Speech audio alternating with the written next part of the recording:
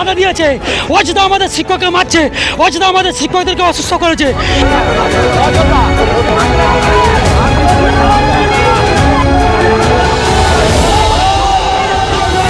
এই ধর্মতলা চত্বরে একেবারে ব্যারিকেড ভেঙে আমরা তো মরতে চাই, মারুন না, মেরে দিন, ও স্যার মেরে দিন, মেরে দিন, গুলি চালিয়ে দিন না।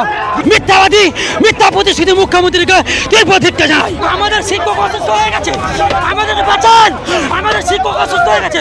কলকাতা পুলিশের মারে, কলকাতা পুলিশের মারে আমাদের শিক্ষক অসুস্থ হয়ে গেছে।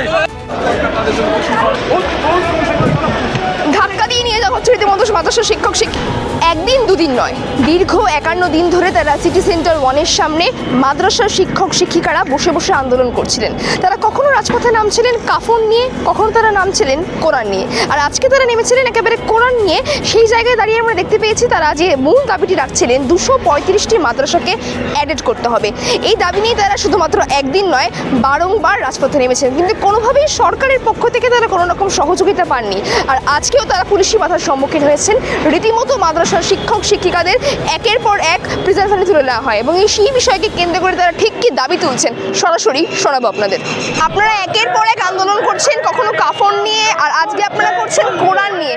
তা সত্ত্বেও আপনাদের কোনো রকম কোনো কাজ করা হচ্ছে না, সহায়তা করছে না সরকারের পক্ষ থেকে, বরং বঞ্চনার শিকার হচ্ছেন যারা আপনারা শিক্ষকরা রয়েছে। মাননীয় মুখ্যমন্ত্রী জানি না আমাদের কাছ থেকে কী চান। মাননীয় মুখ্যমন্ত্রী অলরেডি আমাদের গায়ে কাফন পরিয়ে দিয়েছেন। আমি জানি না ওনার আর কত রকম সদিচ্ছা আছে। আমার বলতে বাধ্য হচ্ছি, মাননীয় মুখ্যমন্ত্রী, আমার সন্দেহ হচ্ছে সারা পৃথিবী জুড়ে যে সন্দেহের বাতাবরণ তৈরি হয়েছে, মাননীয় মুখ্যমন্ত্রী হয়তো তার বাইরে নয়। কারণ আজকে উনি কণ্ঠরোধ করছেন, গণতন্ত্রের কণ্ঠরোধ করছেন, আজকে আমাদের কণ্ঠরোধ করার চেষ্টা করছেন। আমরা আমাদের দাবিটা কি? আমরা চেয়েছি পিছিয়ে পড়া সমাজের শিক্ষার উন্নয়ন। এটাই কি আমাদের অপরাধ? মাননীয় মুখ্যমন্ত্রী, আজ আমরা বাধ্য হয়েছি আমাদের যে মাদ্রাসাতে আমাদের ধর্মীয় গ্রন্থ পড়ানো হয়, এছাড়া এনসিইআরটি যে সিলেবাস পড়ানো হয়, মধ্যশিক্ষা পর্ষদের যে সিলেবাস পড়ানো হয়, তার মধ্যে কোরআনটা অন্যতম। শিক্ষা প্রতিষ্ঠান বন্ধ হয়ে গেলে আমাদের এই সিলেবাসটা বন্ধ হয়ে যাবে। উনি পরিকল্পিতভাবে চান, আসলে পরিষ্কার বলতে পারছি, উনি আরএসএসের মদতদাতা, সেটা আমরা পরিষ্কার হতে পারছি না। বাংলার মানুষকে উনি মুখোশ পরে রেখে দিয়েছেন যে বাংলার মানুষকে দেখো যে আমি কত কিছু। উনি সাপ হয়ে দংশন করেন আর ওঝা হয়ে ঝাড়ান, কারণ ওনার মুখোশটা খুলে দেওয়ার জন্য রাস্তায় নেমেছি। কারণ আমরা দেয়ালে পিঠ থেকে গেছে, 51 দিন আজকে আমরা রাস্তা ছুঁয়ে আছি, 51টা দিন গণতান্ত্রিকভাবে সুস্থ আছি। নির্মম, নিষ্ঠুর, পাষাণ, সাম্প্রদায়িক মুখ্যমন্ত্রী, উনি যদি ন্যূনতম মানবিকতা থাকতেন তাহলে নিঃসন্দেহে আমাদের জন্য কোনো আলোচনার দরবার খোলা থাকতেন। ওনার কিছু পেটুয়া বাহিনী, কিছু দলদাস কিন্তু আজকের দলের বিভিন্ন আধিকারিক করে রেখে দিয়েছেন। ওদের এখনও 51 দিনের পরে ওদের কোনো ঘুম ভাঙেনি। নির্লজ্জ মুখ্যমন্ত্রী, আমাদের সংখ্যালঘু বিরোধী মুখ্যমন্ত্রী, সংখ্যালঘু শিক্ষা বিরোধী মুখ্যমন্ত্রী। আমরা এই সরকারকে যদি আমাদের দাবি পূরণ না করে, এই সরকারের কফিনের শেষ পুরো আমরাই পুঁতবো। আজকে মেন দাবি হলো আমরা আমাদের মেন দাবি হচ্ছে এডেড চাই। আমাদের মুখ্যমন্ত্রী বলেছিল 2021 সালে বিধানসভাতে বলেছিল যে আমরা এই আনএডেড মাদ্রাসাগুলোকে এডেড করে দিলাম। আজও পর্যন্ত মুখ্যমন্ত্রী এডেড করলো না। এই মিথ্যা প্রতিশ্রুতির জন্য আমরা 14 তালা ওই নবান্ন 14 তালা আমরা এই আন্দোলন, আমরা সেকেন্ড পর্যন্ত আমরা আমাদের এই আন্দোলনকে আমরা এই পথচালিত করে আমরা সেই জায়গায় লক্ষ্যবস্তুতে আমরা মুখ্যমন্ত্রীকে আমাদের জবাব আমাদের দিতে হবে। আমরা সেই প্রশ্ন করতে আমরা সেই প্রশ্নের জন্য হাঁটছি, এবং এই আন্দোলন দীর্ঘ টাইম হবে যতক্ষণ না আমরা ওই মুখ্যমন্ত্রীর কাছে যে আমরা কথা বলতে পারি, আমাদের সদুত্তর যতক্ষণ না আমরা পাই। আরও বলতে চাই যে বঞ্চিত শিক্ষকরা 13 বছর ধরে আজও পর্যন্ত তারা বেতন পায় না। কেন? মুখ্যমন্ত্রীকে বলতে চাই 13 বছর ধরে 10টা থেকে 4টে পর্যন্ত ফ্রি সার্ভিস করে করে তারা নিজেদের অর্থটা খরচ করে সরকার আমাদের শোষণ করছে। সরকার আমাদের যেভাবে শোষণ করে যাচ্ছে আমাদের ইনকামগুলো, আমরা এইভাবে আমরা সেই মাদ্রাসায় 10টা থেকে 4টে পর্যন্ত যাচ্ছি, গিয়ে আমাদের অর্থ আমরা তেল খরচ করে আমরা সরকারের ডিউটি করছি, অথচ আমরা আজও পর্যন্ত 1 টাকাও পাইনি সরকারের কাছ থেকে। তাই বলতে চাই মুখ্যমন্ত্রীকে এর জবাব পেতে হবে। এই সংখ্যালঘুদের আমাদের অবচনা, এই বঞ্চনার মধ্যে আমাদের যেভাবে ফেলে রেখেছে। আমার নাম শেখ মোহাম্মদ শামীম, হুগলি জেলা থেকে বলছি। একের পর এক আপনারা আন্দোলন করছেন, আপনারা সিটি সেন্টারের সামনে বিক্ষোভ সমাবেশ করছেন, তা সত্ত্বেও কোনো সরকার আপনাদের দেখছে না, কি বলবেন?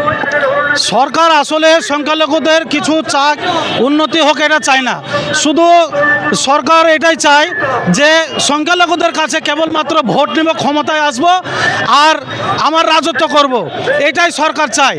আমরা যে আন্দোলন করছি এটা আমরা হচ্ছে শিক্ষক মহল, আমরা আনএডেড মাদ্রাসা 235টি তিনি অ্যাডেড করে দেওয়ার বলে ঘোষণা করেছিলেন, কিন্তু এখন পর্যন্ত তিনি আনএডেডই রেখে দিলেন, অ্যাডেড আর করলেন না। তাই আমাদের আজকের আন্দোলন কালীঘাট আন্দোলন।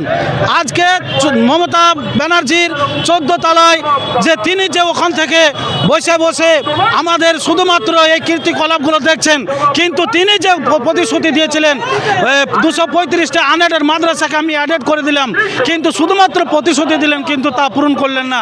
তার এই আন্দোলনে আজকে আমরা পথে নেমেছি। এছাড়াও ছেলেমেয়েদের ছাত্রছাত্রীদের মিড ডে মিল থেকে শুরু করে ব্যাগ, জুতো, পোশাক ইত্যাদি যে সুযোগ সুবিধা অন্য অন্য স্কুলে দেওয়া হয়, বিদ্যালয়ে দেওয়া হয়, সেগুলো কিন্তু এই আনএডেড মাদ্রাসাগুলোকে দেওয়া হয় না। এই দাবি আমরা কঠোরভাবে আদায়ের লক্ষ্যে আজকে আমরা নবান্নর ডাক দিয়েছি।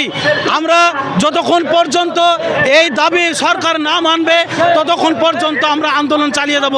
এছাড়াও আছে সিনিয়র মাদ্রাসাগুলো, যে সিনিয়র মাদ্রাসাগুলোতে শিক্ষকদেরকে এখন পর্যন্ত নিয়োগ দেওয়া হয়নি, তাদের বেতন চালু করা হয়নি।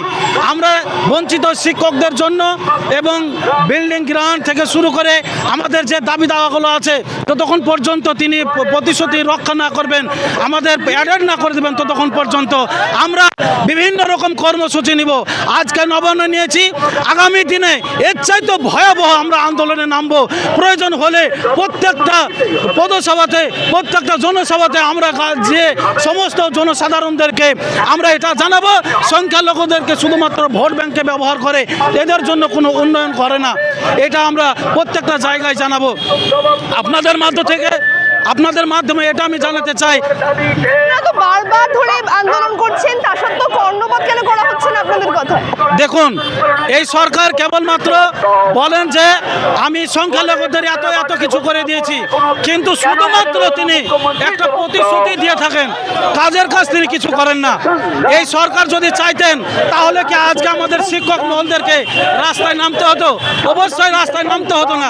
তাই আপনাদের মাধ্যম দিয়ে আমরা বলতে চাই, সংখ্যালঘু সারা রাজ্যের ভিতরে যারা আছেন আপনারা দেখতে পেয়েছেন, এই শিক্ষক মহল যারা ছাত্রদেরকে তৈরি করে, এই শিক্ষকরা আজকে রাজপথে। আমরা এই দাবি করছি, যতক্ষণ পর্যন্ত মুখ্যমন্ত্রী আমাদের দাবি না পূরণ করবে ততক্ষণ পর্যন্ত আমরা লাগাতার আন্দোলন করব। এরপরে আরো বৃহত্তম আন্দোলন শুরু করব এবং যতক্ষণ পর্যন্ত অ্যাডেডের ঘোষণা না দিচ্ছেন ততক্ষণ পর্যন্ত আমরা রাজপথ ছাড়বো না। আজকে আমাদের একটাই দাবি, মাননীয় মুখ্যমন্ত্রী 2021 সালের বিধানসভা বাজেটে 55 কোটি টাকা বরাদ্দ করে বলেছে 235টা মাদ্রাসা থেকে এডেড করে দিয়েছি। আজও 2026 এখনো পর্যন্ত মাদ্রাসাগুলো এডেড হলো না। তাই আমাদের একটাই দাবি যে আমাদের এডেড করতে হবে। তাই আমরা আজকে নবান্ন যাচ্ছি, প্রয়োজনে নবান্নের 14 তলা পর্যন্ত যে মাননীয় মুখ্যমন্ত্রীকে জানাবো যে আমাদের ছাত্রদের মিড ডে মিল, পোশাক, জুতো, ব্যাগ এবং মাদ্রাসাগুলো এডেড যদি না হয়, নয় মাদ্রাসা বাঁচাবো নয় আমরা বাঁচবো। আমাদেরকে মেরে দিন আর নাহলে মাদ্রাসা বাড়ুন, দুটো কাজ একসঙ্গে আমরা করতে দেব না।